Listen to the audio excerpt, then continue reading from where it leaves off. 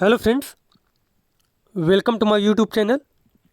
आज हम लोग बायोलॉजी की क्लास कंटिन्यू करेंगे। जो हम लोग पेपर 2 के लिए सीटेट के लिए बायोलॉजी कर रहे थे, उसमें से आज हम लोग पढ़ेंगे सूक्ष्म जीवों के बारे में, जो आने वाले सीटेट एग्जाम के लिए बेहद इंपॉर्टेंट है। चलिए देखते हैं। यहाँ पे सबसे पहले समझ लेते हैं सूक्ष्म जीव होते क्या हैं। तो यहाँ पे बात की जाए सूक्ष्म जीवों की, तो नग्न आँखों से नहीं देखा जा सकता। जैसे कि जिनको क्या है, नग्न आँखों से नहीं देखा जा सकता, उन्हें क्या कहते हैं, सूक्ष्म जीव कहते हैं। इन्हें देखने के लिए आवर्धक लेंस की ज़रूरत होती है। इनको देखने के लिए किसकी ज़रूरत होती है? आवर्धक लेंस की ज़रूरत होती है। अब कितने प्रकार के होते हैं? 2 प्रकार के सूक्ष्म जीव होते हैं। कुछ लाभदायक होते हैं, जो हमारे शरीर को क्या पहुंचाते हैं, लाभ पहुंचाते हैं, और कुछ होते हैं हानिकारक। इसी वजह से इनको देखो, यहाँ पे जो चैप्टर हमारा है लिखा है microorganism foe and friend, दुश्मन और दोस्त।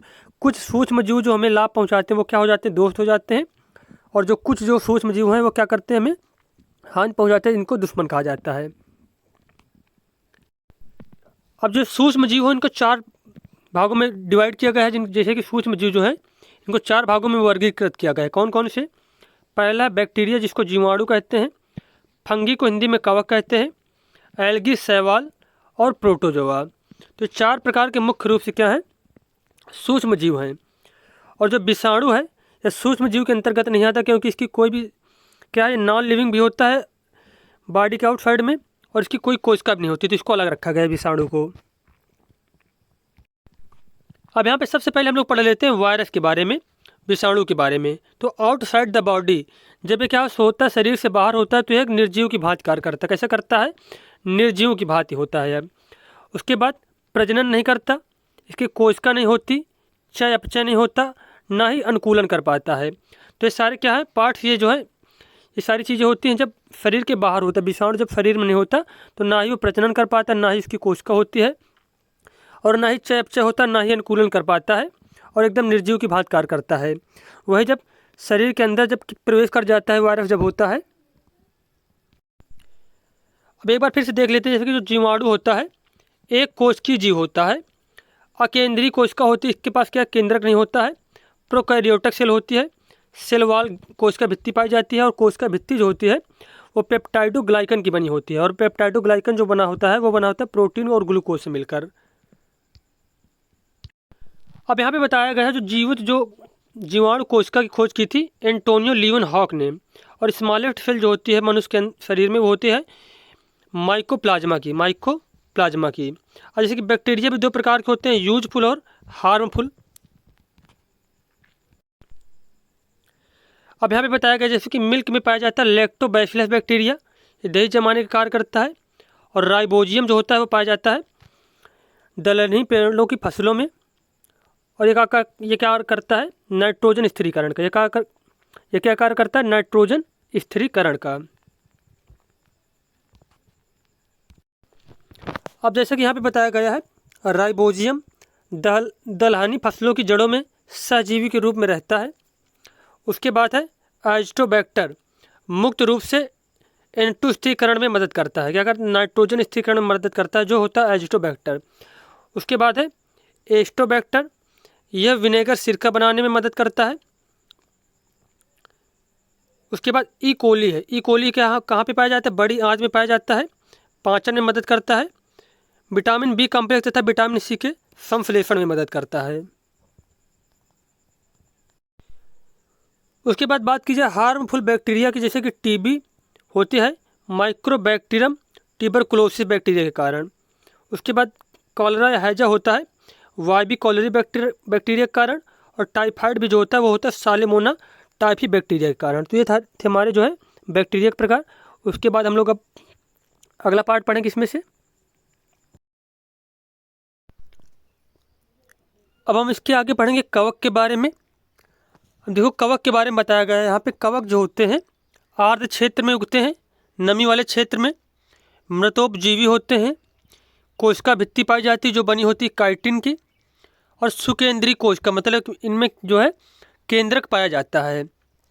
अब कुछ एग्जाम्पल दिए गए, जैसे कि मशरूम हो गया, ब्रेड माउल्ड हो गया, गुच्ची हो गया, एस्परजिलस हो गया, ईस्ट हो गया। क्या है, ये सारे जो हैं कवक के प्रकार हैं। और ये वाला जो क्वेश्चन है कई बार तो ये पूछ लिया गया है, जो है एस्परजिलस क्या है, एक कवक का प्रकार है। तो ये सारे जो नाम आपको याद रखने हैं। उसके बाद देखते हैं हम लोग अगला पॉइंट इसमें से है। अब यहाँ पे देखो लिखा है यूजेज ऑफ फंगस, मतलब कवक के उपयोग क्या है। तो पेनिसिलिन बनाने में कवक का उपयोग किया जाता है। पेनिसिलिन एक एंटीबायोटिक होती है। ये क्या है, एक एंटीबायोटिक है, बैक्टीरिया इन्फेक्शन से बचाता है। 1929 में अलेक्जेंडर फ्लेमिंग ने इसको बनाया था पेनिसिलिन नोटेटम फंगस से। किससे? पेनिसिलिन नोटेटम फंगस से बनाया था 1929 में अलेक्जेंडर फ्लेमिंग ने। अब बात की जाए फर्मेंटेशन, किण्वन की बात की जाए तो खमीर से किया जाता है। और जो ईस्ट होता है, खमीर होता है, ये क्या करता है, अवायवीय शोषण करता है। क्या है? अवायवीय शोषण करता है। अब जैसे कि बताया गया किण्वन की प्रक्रिया में ग्लूकोज को ईस्ट क्या करता है, O2 की एब्सेंस में, अनुपस्थिति में एथाइल एल्कोहल, ग्लूकोज को एथाइल एल्कोहल प्लस CO2 में क्या करते देता है, तोड़ देता है। तो ये क्वेश्चन आपको याद रखना है कि जो है किण्वन के दौरान खमीर क्या बनाता है, तो एथाइल अल्कोहल और CO2। अब यहाँ पे बताया गया है जैसे कि ईस्ट जो है, फंगस जो है, ईस्ट जिसका नाम है, तो ये जो है बेकिंग इंडस्ट्री, शराब बनाने में, विनेगर बनाने में काम में लाया जाता है। यूजेज ऑफ ईस्ट, इसका काम क्या होता है, used in wine alcohol industry. ये देखो यहाँ पे लिखी दिया गया, पहले लिखा था शराब बनाने में, बेकिंग इंडस्ट्री और विनेगर बनाने में। और फिर वही देखो इसमें दिया गया एक क्वेश्चन वही कि शुगर जो है फर्मेंटेशन किण्वन के माध्यम से एथाइल एल्कोहल में क्या हो जाता है, कन्वर्ट हो जाता है। अब यहाँ पे जैसे बताया गया डिजीज कॉज्ड बाय फंगस, मतलब कवक के द्वारा होने वाले रोग, जैसे कि दाद हो गया, खाज खुजली हो गया, डैंड्रफ हो गया, एथलीट फुट रोग हो गया। अब उसके बाद हम लोग पढ़ेंगे प्रोटोजोआ के बारे में। तो प्रोटोजोआ के बारे में क्या हो जाएगा, तो ये पहले के जंतु हैं, जो है बहुत ही प्राचीन। प्रोटोजोआ के बारे में क्या है, बहुत ही पहले के हैं जंतु ये। अब प्रोटोमीबियम जैसे कि अमीबा हो गया, पैरामीशियम, यूग्लिना। यूग्लिना को पादप तथा जंतु के बीच की कड़ी कहा जाता है। पादप तथा जंतु के बीच की कड़ी कहा जाता है यूग्लिना को। और ये एक कोशिकीय होते हैं। कैसे होते हैं, एक कोशिकीय होते हैं, परजीवी होते हैं। एक कोशिकीय और परजीवी होते हैं। अब यहाँ पे disease caused by protozoa, protozoa से होने वाले जो यहाँ पे रोग दिए गए हैं, जैसे कि मलेरिया हो गया, अमीबोबाइसिस हो गया, लिसेमिनेसिस हो गया। तो ये क्या है, ये प्रोटोजोआ के द्वारा होने वाले रोग हैं। उसके बाद यहाँ पे वायरस के बारे में कुछ चीज़ें बताई गए हैं, जैसे कि जो वायरस होते हैं आउटसाइड द बॉडी, मतलब जो शरीर से बाहर होते हैं, तब ये नॉन लिविंग होते हैं, मतलब इनमें जान नहीं होती, ना ही प्रजनन करते हैं, ना इनमें चयापचय की क्रिया होती है। और कैसे होते हैं, अकोशिकीय होते हैं। इनसाइड द बॉडी, तो क्या जैसे ही शरीर के अंदर पहुँचते हैं तो सजीव हो जाते हैं और कोशिका पर नियंत्रण कर लेते हैं अपना। उसके बाद प्रजनन भी करने लगते हैं, चयापचय की क्रिया भी इनमें होने लगती है। और खोज की थी इनकी इवानोस्की ने। और virus are connecting like living and non living, तो सजीव और निर्जीव के बीच की कड़ी कहा जाता है वायरस को। किसको? वायरस को। देखो यहाँ पे बताया भी गया है कि विषाणु को सजीव तथा निर्जीव के बीच की कड़ी कहा जाता है। विषाणु जो होते हैं सबसे ज़्यादा संक्रामक रोगाणु होते हैं, जैसे कि वायरस प्लांट में भी रोग जो होते हैं पाइथोफेस, मतलब यहाँ पे बताया गया है वायरस, प्लांट और पाइथोफेस, मतलब जो कारक होते हैं जिनके द्वारा रोग मतलब फैलता है पौधों में। जैसे कि वायरस है, बैक्टीरिया को प्रभावित करेगा बैक्टीरियोफेज के द्वारा, बैक्टीरियोफेज वायरस जो है। उसके बाद यहाँ पे वायरस लिखा है ह्यूमंस को प्रभावित करेगा होमोफेज के द्वारा। ये क्या है, ये मतलब पाथ है, जैसे कि मतलब यहाँ पे जिनके द्वारा ये रोग फैलता है वायरस के माध्यम से।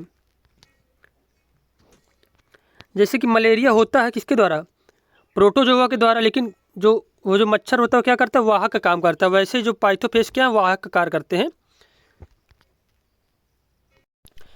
अब जैसे कि वायरस से होने वाले रोग दिए गए हैं, जैसे कि एड्स हो गया, इसमें क्या होता है, इम्यूनिटी वीक हो जाती है, रोग प्रतिरोधक क्षमता कमज़ोर हो जाती है। और HIV फुल फॉर्म क्या होता है, ह्यूमन इम्यूनो डिफिशियंसी वायरस, जिसकी वजह से ये होता है। उसके बाद एड्स फुल फॉर्म होता है एक्वायर्ड इम्यूनो डिफिशियंसी सिंड्रोम। उसके बाद मीजल्स खसरा हो गया, गलफुआ हो गया, डेंगू हो गया। उसके बाद कॉमन कोल्ड और पॉक्स कैटेगरी के जितने भी जो होते हैं बीमारी, जैसे कि monkey pox, small pox, chicken pox, polio, rabies. ये सारे क्या होते हैं, वायरस के कारण होते हैं। जैसे कि रेबीज जो होता है, इसमें क्या होता है, हाइड्रोफोबिया। जब रेबीज किसी को होता है तो इससे क्या होता है, हाइड्रोफोबिया नामक बीमारी हो जाती है, जिसमें रेबीज तो वायरस जो है प्रवेश हो जाता है। तो उसमें क्या होता है कि लोगों को जल से डर लगने लगता है। जैसे कि अगर मंकी काटने से होगा, मंकी, बैट, फॉक्स, गीदड़, डॉग, मतलब इन सब में पाया जाता है रेबीज वायरस जो होता है। अगर किन्हीं की, जैसे कि मंकी काटने से अगर किसी को रेबीज हो रहा है तो वह मंकी जैसी क्या करता है, हरकतें करने लगता है, बंदर जैसी हरकतें करने लगता है। अगर कुत्ते काटने से रोग हो रहा है तो कुत्ते जैसी हरकतें करने लगता है।